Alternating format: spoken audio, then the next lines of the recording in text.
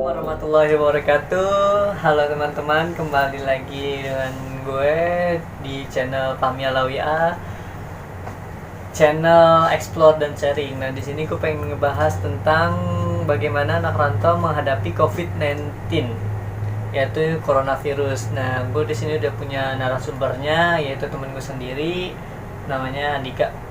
Silakan Dik, duduk aja dulu. Oh, siap.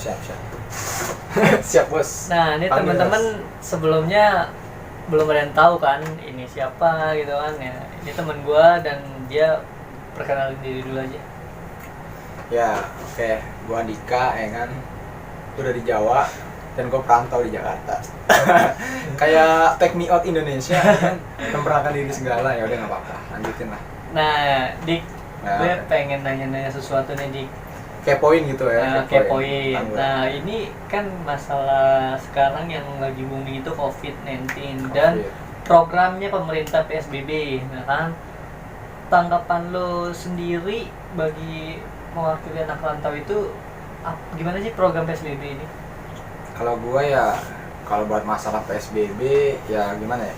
Ya bagus sih buat buat kebaikan kita juga ya, pasti positif. Benar sih. Pasti positif, dan yang jelas gue sih support aja buat PSBB gini. Gue support karena emang program pemerintah ini bagus buat mengurangi angka terjangkitnya positif corona gitu, biar kita juga bisa lebih waspada, bisa jaga diri di rumah gitu ya, walaupun ada sisi negatifnya juga sih, Memutuskan Iya. penyebaran lah ya.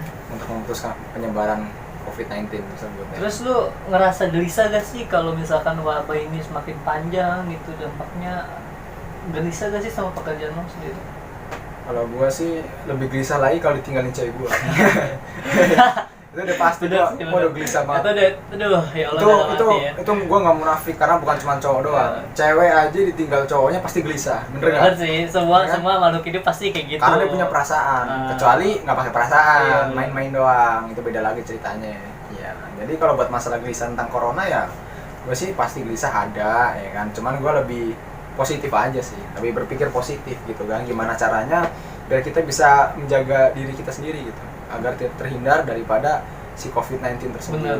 Kan ya, walaupun sebeberapa pekerjaan kadang dia mengganggu juga gitu kan, apalagi kebijakan pemerintah sekarang, pekerjaan suruh di rumah semuanya gitu kan, sementara kita sendiri butuh asupan gitu kan, keuangan kita butuh gitu kan buat mencukupi kebutuhan kita kerja. Iya, ya kan? benar sih. Nah terus gini ada kebijakan lain gak sih dari kerjaan lo sendiri gitu, dan dari Kebijakan. wabah inilah? Kalau kebijakan sih ya paling kebijakan yang kurang menguntungkan sih paling. Ya salah satunya mungkin masalah gaji ya, mungkin karena gua swasta ya kan, karyawan swasta dan belum karyawan tetap juga gitu. Makanya ya 60% lah.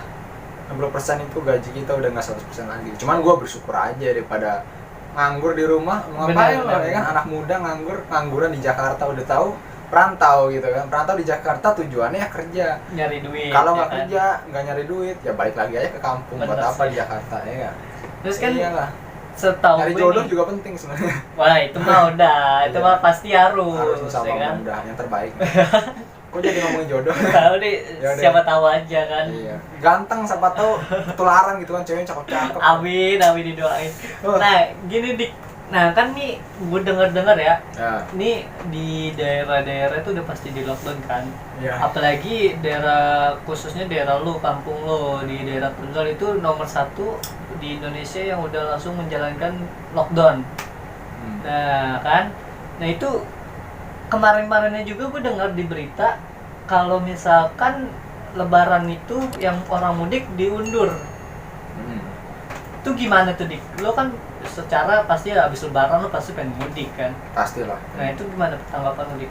Kalau buat masalah Lebaran, itu tuh hal paling penting gitu buat perantau. Itu Lebaran itu utama banget lah. Bener sih, Lebaran emang. kan kita setahun sekali ya, masa iya cuma setahun sekali aja gitu buat pulang kampung kita nggak bisa. Banyak kita sibuk masing-masing di Jakarta kerja dengan beraneka ragam pekerjaan gitu kan. Cuman intinya ya Lebaran pulang gitu. Cuman ada beberapa perusahaan swasta yang nggak mengizinkan buat lebaran itu pulang karena mungkin dia makin rame atau apa. Cuman sekarang situasi kondisinya begini, jadi otomatis emang bener mau gimana lagi ya kan.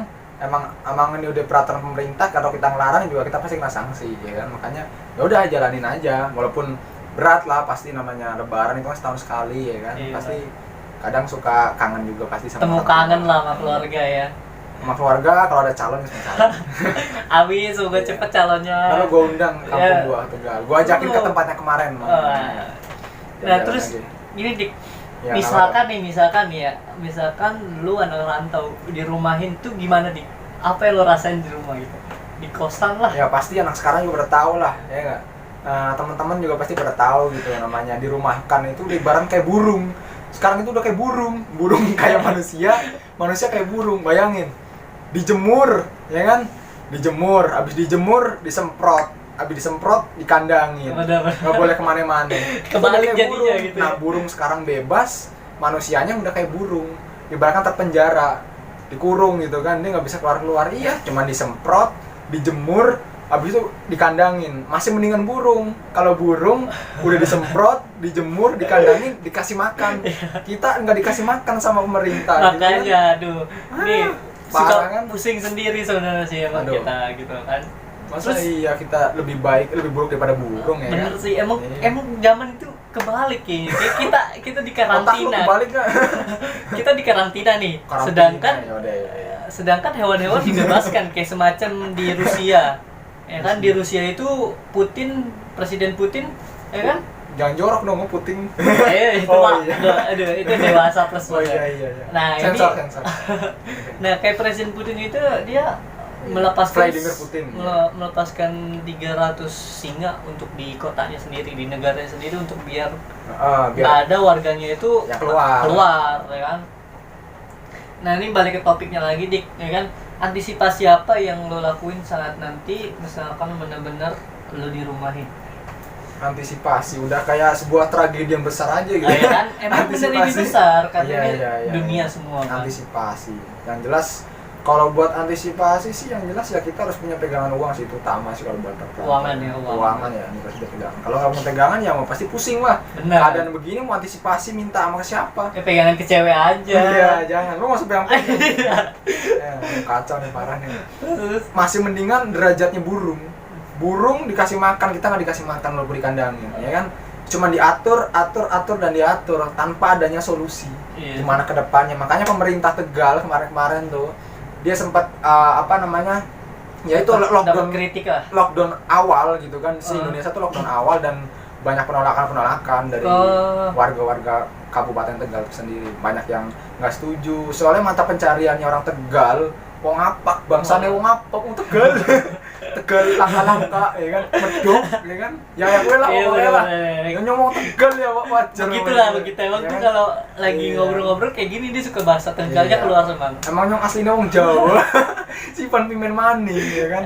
Nyong Tegal. Terus nih terakhir nih pertanyaan gua. Doa lo untuk apa Indonesia ini apa sih biar semoga apa gitu kan.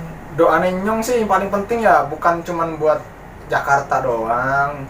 Gue wilayah dewek, ngomong Tegal juga ya kan. Nanti sekabiannya lah. Ini artinya di bawah ya, artinya di bawah. Sekabiannya lah. Pokoknya ya mudah-mudahan sih COVID-19 lebih cepat terselesaikan. Amin. Gitu kan. Bisa lebih baik lah dibanding negara Cina. Negara Cina aja sekarang udah lebih berkurang, bahkan udah negatif, udah sedikit lah yang positif gitu kan. Udah lebih baik. Benar-benar. Ya gitu pokoknya lebih pulih lagi, Jakarta lebih normal kayak kemarin, dan UMR jangan abis naik UMR tiba-tiba turun lagi, percuma dong dinaikin UMR. Sekarang 60% gaji. Iya betul, gak ada gunanya jadi ya. Parah, gak ada gunanya, bahkan banyak yang dirumahkan dan dipecatin. Aduh itu. Buat apa? Baru naik 300 langsung keluar. Ya kan, nggak usah naik lah ya kan. Jadi ini kasihan ya buat anak-anak perantau kalau intinya sih kayak. Iya, intinya sih ini buat peringatan aja, bukan cuma buat perantau doang, buat semuanya. Buat semuanya berarti. Peringatan dari Allah Subhanahu Wa Taala. Allah kan ya semua rencananya itu pasti ada kebaikannya pasti. Bener, buat pasti, kita walaupun pasti, kadang kita sedikit ngeganjel gitu kan, butuh perjuangan juga, cuman ya itu terima aja lah ya. Iya. Itu tujuan Allah gitu. Iya. Oke Nick, terima kasih waktunya lo udah bagi Ya. sharing-sharing ke gua masalah gimana anak rantau menghadapi COVID-19 kan. Nah, oke teman-teman, terima kasih juga yang udah mau nonton video saya dan Andika. Semoga video ini bermanfaat bagi teman-teman, ambil positifnya, dibuang yang negatifnya, oke? Nah, terus jangan lupa bagi teman-teman klik tombol subscribe, like, komen, dan share, oke? Nah, ini ada sebuah kesimpulan dari gua. Terkadang kita hidup bukan hanya untuk kita sendiri, tapi kita untuk orang banyak. Dan kita berdiri di bumi ini bukan kita aja, tapi buat orang juga. Dan intinya itu tetap semangat, tetap berdoa.